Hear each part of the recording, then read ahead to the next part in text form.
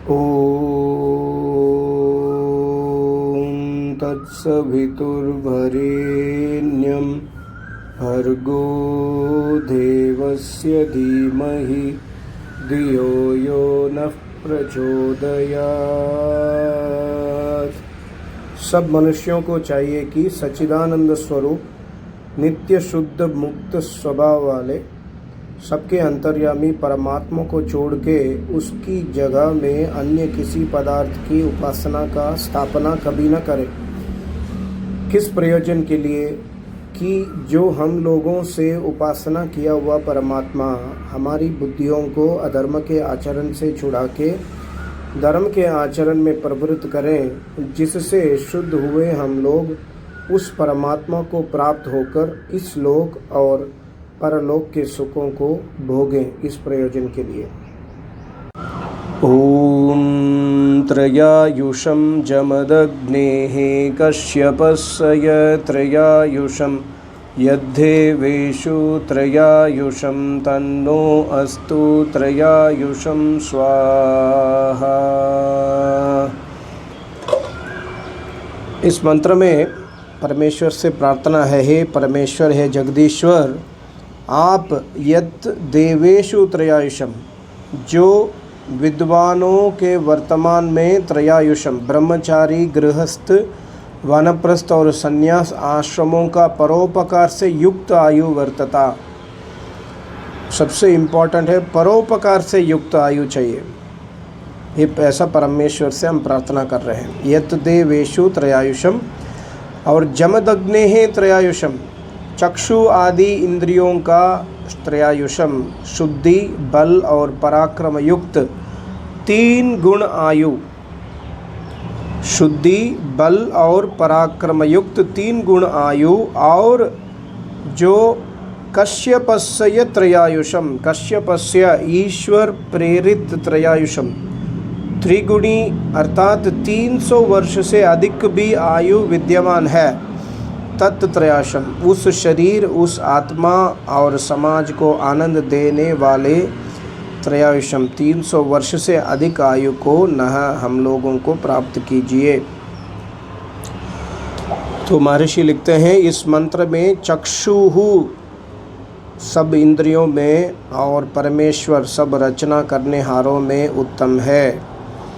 परमेश्वर सर्व उत्तम है, ऐसा सब मनुष्यों को समझना चाहिए। परमेश्वर चक्षुहु आदि इंद्रियों से उत्तम है और सब रचना करने वाले से उत्तम है। सब रचना करने हारे मतलब हम लोग जो मनुष्य भी रचना करते हैं ना, परमेश्वर सर्व उत्तम है, रचना करने वाले मनुष्यों से भी उत्तम है और हमारे शरीर की चक्षु आदि इंद्रियों से भी उत्तम है। ऐसा सब मनुष्यों को समझना चाहिए। और त्रयायुषम, इस पदवी की 4 बार आवृत्ति होने से 300 वर्ष से अधिक 400 वर्ष पर्यंत भी आयु का ग्रहण किया है। इसकी प्राप्ति के लिए परमेश्वर की प्रार्थना करके और अपना पुरुषार्थ करना उचित है। अपना पुरुषार्थ बहुत ही मुख्य है। प्रार्थना एक साइड में है और पुरुषार्थ दूसरी साइड पे है।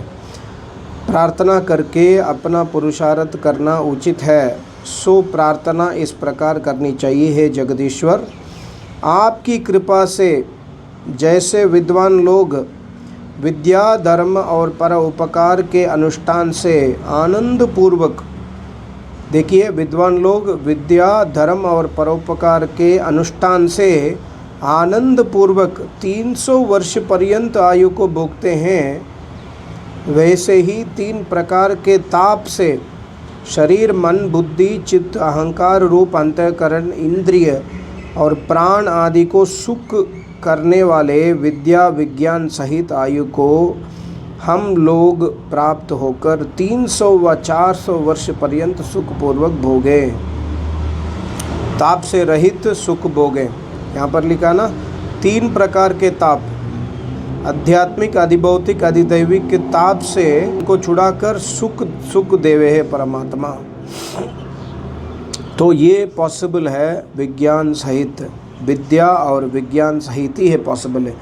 जिसके पास विद्या है वही सुखी हो सकता है। जिसके पास विद्या नहीं है वो 300 नहीं है, 500 नहीं है, 400 नहीं, कितने भी साल उसको मिले, वो सुख से नहीं भोग सकता है। तो जीवन में सुख से हमको जीवन भोगने के लिए हमको विद्या चाहिए।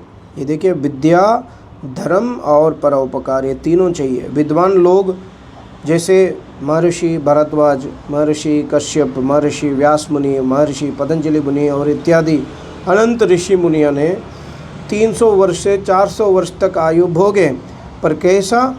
विद्या, धर्म और परोपकार से सुखपूर्वक आयु को भोगते रहे।